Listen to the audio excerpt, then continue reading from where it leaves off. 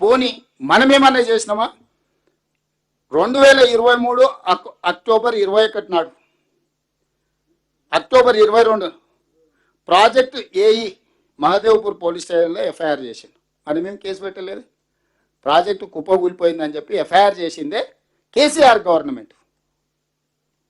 Mahadevpur police స్టేషన్లో ఇది కుప్పకూలిందని first case పెట్టింది కూడా వాళ్ళే, ఎఫ్ఐఆర్ చేసింది వాళ్ళ హయాంలోనే. మనం కూడా ఏం పోలీస్ కేసు పెట్టలే.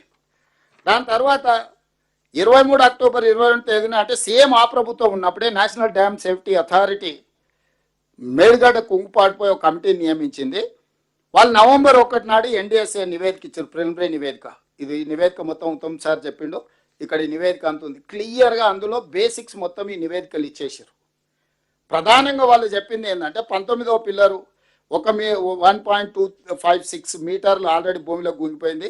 దీంట్లో ప్లానింగ్, డిజైనింగ్, నాణ్యతను నియంత్రించలేదు మరియు నిర్వహణ లోపాల వల్లని పిల్లర్లు కుంగిపోయినాయి. అంటే ఏ ఒక్క దాంట్లో కూడా వీళ్ళు పాటించాల్సిన నిబంధనలు పాటించలేదు. అది ప్లానింగ్లో కావచ్చు, డిజైనింగ్లో కావచ్చు, క్వాలిటీ ఆఫ్ కన్స్ట్రక్షన్ కావచ్చు, ఆపరేషన్ అండ్ మెయింటెనెన్స్ కావచ్చు. 0 నుంచి 100 వరకు పని మొదలుపెట్టినప్పటి నుంచి కుప్పగూలే వరకు ఏది బాధ్యతతో చేయలేదు, ఏది భద్రంగా చేయలేదు. ఇది మొత్తం కుప్పగూలిపోయిందని చెప్పి NDSA, who are experts in this subject, మనందరం చూసి బాగుంది బాగాలేదు చెప్పొచ్చు, వంక ఉందా టింక ఉందా మనం చెప్పొచ్చు, కానీ దీంట్లో స్టీల్ ఎంత ఉంది, సిమెంట్ ఎంత ఉంది, స్ట్రక్చర్ ఎంత ఉంది, స్ట్రెంత్ ఎంత ఉంది. ఇప్పుడు మనం ఫ్లోర్స్ని బట్టి steel rod size 19 mm వేయాలన్నా, 17 mm వేయాలన్నా, కాంకర ఏం వేయాలి, దీనికి ఒక సైన్స్ ఉంది కదా, ఎంత సిమెంట్ వాడాలి, ఎంత శాండ్ వాడాలి, ఇవన్నీ వాళ్ళు క్లియర్గా.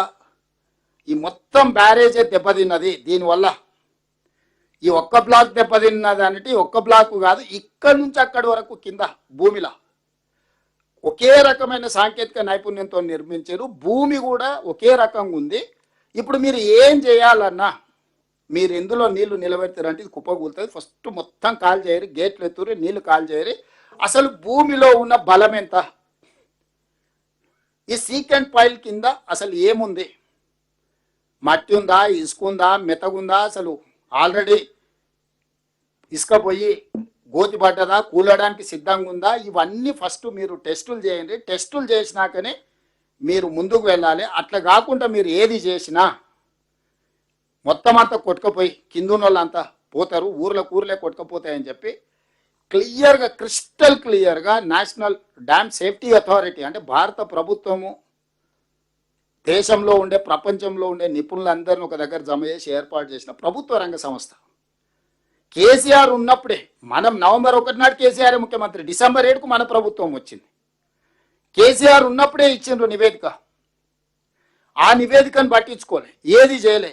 మనం వచ్చిన తర్వాత మనం అన్ని రకాల ప్రయత్నాలు చేసి, ఎలక్షన్ టైంలో రాహుల్ గాంధీ గారు, నేను, శ్రీధర్ బాబు గారు అందరు విజిట్ చేసి, మేము రాగానే జ్యుడిషియల్ కమిషన్ వేసి ఎంక్వైరీ చేస్తాం. ఆ ఎంక్వైరీ నివేదిక ప్రకారం రిస్టోర్ చేసే దాని మీద పనిచేస్తాం. ఈ తప్పులకు కారణమైన వాళ్ళని శిక్షించడానికి ప్రభుత్వం తీసుకోవాల్సిన చర్యలు తీసుకుంటుందని సుప్రీంకోర్టు జస్టిస్ పనిచేసిన పిసి ఘోష్, మనం యాక్చువల్గా సిట్టింగ్ జడ్జిని అడిగినాం హైకోర్టుని, మేము సిట్టింగ్ జడ్జిని స్పేర్ చేయలేము, మా దగ్గర జడ్జిలు లేరు, మీరు రిటైర్డ్ జడ్జెస్ని ఎవరినైనా కావాలంటే మేము ఇస్తామంటే పిసి ఘోష్ మనకు కమిషన్కి ఇచ్చిండ్రు. అతను ఎలాబరేట్గా అందరికి అవకాశాలు ఇచ్చి, నోటీసులు ఇచ్చి, పిలిచి, నాకు తెలిసి కోదండరామ్ సార్ కూడా వెళ్ళి డిపోజిషన్ ఇచ్చిండ్రు, చాలామంది ఎక్స్పర్ట్స్ ఇచ్చిండ్రు, చాలామంది ఆఫీసర్లు ఇచ్చిండ్రు, రిటైర్డ్ ఇంజనీర్లు ఇచ్చిండ్రు, కేసీఆర్ను, కేటీఆర్ను, ఆఫీసర్లను అందరినీ పదే పిలిచిండ్రు. హరీష్ రావు వాళ్ళకి మనం ఇచ్చిన నివేదికలను కూడా లెటర్ పెట్టి తెప్పించుకున్నాడు. అన్ని రకాలు చేసినాక ఫైనల్గా ఆయన ఇచ్చిన రిపోర్టు ఏం చెప్పిండో కూడా ఉత్తమ్ సార్ ఈరోజు చెప్పిండు.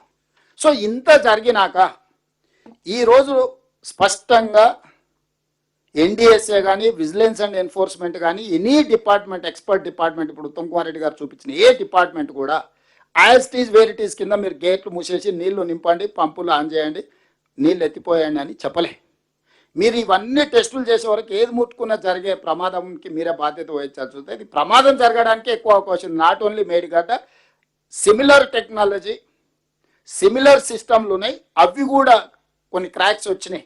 మనం వచ్చినా కూడా నీళ్లు, బుడగలు అవి వస్తే వాటిని కొంత ఏదో చేసే ప్రయత్నం చేసినాం. చివరికి వాళ్ళు ఇచ్చిన దాంతో అన్ని గేట్లు పైకి ఎత్తి పెట్టినాం. గోదావరి నుంచి వచ్చే నీళ్ళు చక్కగా కిందికి పోయేటట్టు. ఎందుకంటే ఆపితే నీళ్లు నిండుతాయి, నీళ్లు నిండితే దీని మీద బరువు పడుతుంది, బరువు పడితే భూమి లోపడిపోతుంది, భూమి లోపడిపోతే ఉన్న బ్యారేజీలు కూలుతాయి, ఉన్న బ్యారేజీలు కూలితే కింద ఉన్న భద్రాచలం వరకు కొట్టుకుపోతుంది. ఇది సింపుల్గా.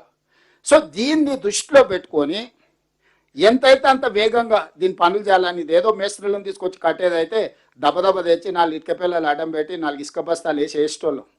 ఎక్స్పర్ట్స్ వచ్చి భూమి లోపల పోయి ఏం పరిస్థితులు ఉన్నాయో స్టడీ చేసి రిపోర్ట్ ఇచ్చి ఏం సమస్య ఉందో కనుక్కోవాలి, ఈ సమస్యకు చూపించాల్సిన పరిష్కారం వాళ్ళే ఇవ్వాలి, ఆ పరిష్కారాన్ని అమలు చేసే బాధ్యతని మనం దానికి అవసరమైన ఖర్చులు పెట్టడానికి ప్రభుత్వం ఉంది. సరే శిక్షలు, నేరము శిక్ష ఒక పక్కన పెడితే దీన్ని ఎట్లయినా మళ్ళా 1,00,000 కోట్ల రూపాయలు ఇప్పటికే 1,02,000 కోట్లు కాంట్రాక్టర్లకు చెల్లించినాం. దీన్ని ఎట్లయినా నిలబెట్టుకోవాలని మేము తాపత్రయపడుతున్నాం.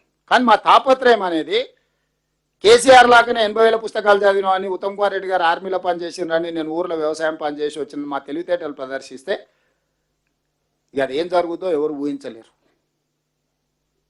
అక్కడికి కూడా మేము ఎక్స్పర్ట్స్ని ఒక్కొక్క దగ్గర ఒక్కొక్కరిని ఏర్కొచ్చి దేశంలో ఉండే వాళ్ళన్ని సంస్థల్ని కూడి చేసి ఇప్పుడు పరీక్షిత్తును కూడా గవర్నమెంట్ ఆఫ్ ఇండియాకి లెటర్ పెట్టి ఆర్మీ ఎక్స్పర్ట్ను డెప్యుటేషన్ మీద తెచ్చుకున్నామని రిక్వెస్ట్ చేసి government of India is not from our service, is tunnel expert.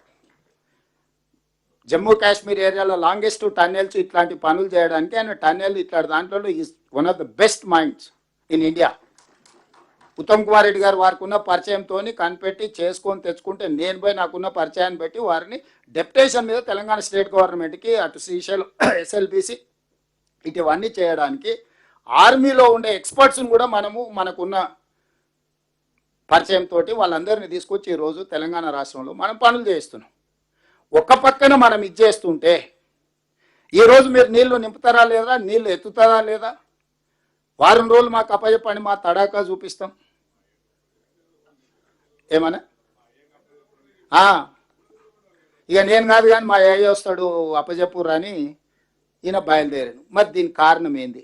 రెండోగా ఆయన అంటాడు అసలు కేసీఆర్ చాలా దూరదృష్టితోని ముందు చూపుతోటి కాళేశ్వరం కట్టిండు, కరువు వచ్చినప్పుడు ప్రజలకు వనుకొస్తుందని.